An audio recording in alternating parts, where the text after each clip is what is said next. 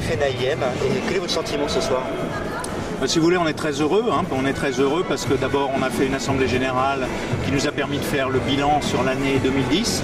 Et le bilan est plutôt positif. C'est une chambre qui vit bien. On a fait, je crois, un vrai boulot de fond en 2010. Ça nous a permis en fait de développer beaucoup de communication, si vous voulez, sur différents supports et d'être de plus en plus présent à la fois dans les médias, mais sur les terrains, dans tous les départements, parce que la Chambre Paris-Île-de-France couvre 8 départements. Et donc l'effort de proximité qu'on fait, c'est effectivement beaucoup de moyens humains et de moyens financiers. On vient de lancer une web TV. Cette web TV, elle va nous servir à communiquer avec le consommateur en direct, s'expliquer un peu sur notre quotidien, voir nos dysfonctionnements, mais surtout tout ce qu'on fait tous les jours au service de nos clients.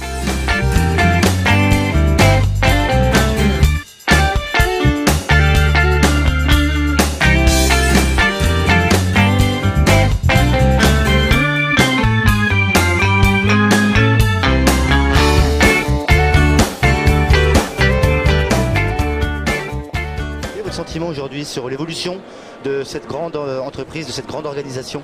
Écoutez, c'est la première fois, c'est une première, cette réunion au Châtelet, mais c'est une excellente idée. La preuve, c'est que vous n'avez qu'à voir, il y a beaucoup de monde.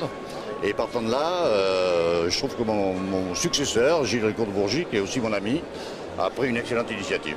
C'est une nuit de fête et en même temps une nuit de colère parce que les professionnels se battent contre des projets de loi qui vont nuire à la profession et aux propriétaires bailleurs. Donc c'est l'aspect un peu colère et puis la fête avec Nicolas Canteloup qui va nous faire un show. Je suis intervenu en début de séance et outre le fait que c'était un honneur pour moi que de participer à cette réunion ce soir, c'était un plus grand honneur que d'être sur la scène mythique du Châtelet parce que c'est absolument fabuleux. Pour l'instant, le début de l'Assemblée se passe très bien.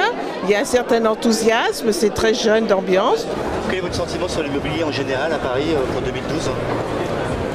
Pour 2012, l'immobilier à Paris, on est toujours en manque de logement, donc on est sur plutôt un marché de pénurie. Donc les prix, à mon avis, les prix vont se stabiliser. On ne pense pas avoir une chute ou un crack financier, boursier, immobilier. Mais voilà, c'est quand même critique. L'immobilier aujourd'hui, il est un petit peu comme la situation économique, il n'est pas extrêmement brillant. L'année 2011 va se terminer dans des conditions assez difficiles pour la profession. On espère que 2012 sera moins mauvais ou voire meilleur. On est en période de crise, mais pour l'instant, il n'y a pas trop à désespérer. On fait ce qu'il faut pour que ça marche. L'immobilier, c'est un monde extraordinaire. La seule chose, c'est vrai, actuellement, on est dans une période un peu difficile où malheureusement, on a du mal à appréhender le marché et nous avons peu de visibilité. Donc c'est un domaine où il faut être professionnel et c'est pour ça que nous sommes là et on essaye de ramener énormément de personnes à avoir un code d'éthique.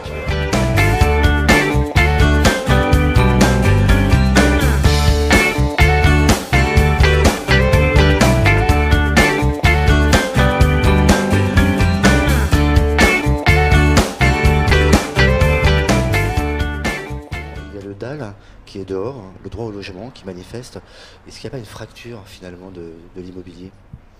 La crise du logement, elle existe depuis de nombreuses années. Il y a eu beaucoup d'inertie et de conservatisme pendant 30 ans.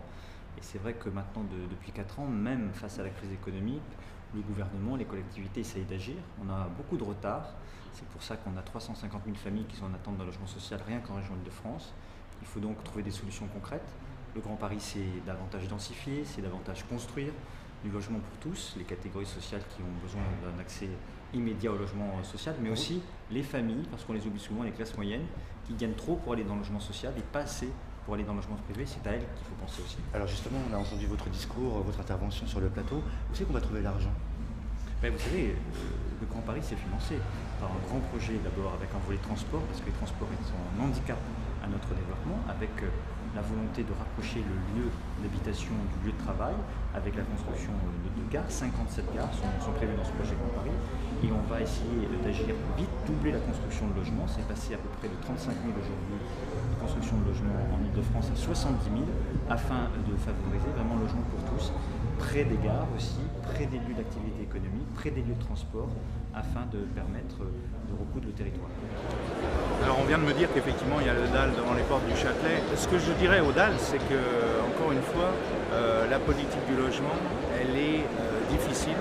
Le problème, c'est qu'il y a un temps pour faire les lois pour le logement, et puis il y a l'actualité qui est chaude, et c'est vrai qu'il y a des gens mal logés en France.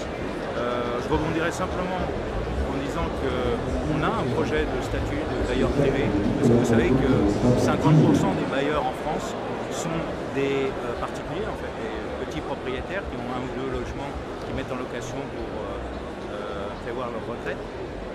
On a une proposition à faire au gouvernement, qu'on a transmise d'ailleurs au secrétaire d'État à Paris, pour inciter donc les bailleurs privés à pratiquer des loyers dits intermédiaires, donc un peu en dessous du prix du marché. Donc il y a des pistes de solutions qui sont fiscales et qui peuvent pallier le temps de mise en route du Grand Paris, puisqu'en fait effectivement le Grand Paris c'est quand même la solution pour le logement en Ile-de-France, puisque pourquoi on n'arrive pas à se loger? Parce qu'il y a une pénurie de logements, donc il faut absolument construire, il faut absolument rénover l'immobilier ancien. Mais par contre, en attendant, eh bien, par des simples mesures fiscales, on peut inciter même finalement le parc privé à se mettre au diapason du parc public social et à fournir donc des logements aux gens qui n'ont pas les moyens de rentrer dans le parc dit libre. Écoutez, en tant que président de la FNAIM, Île-de-France pour l'instant, mais ça.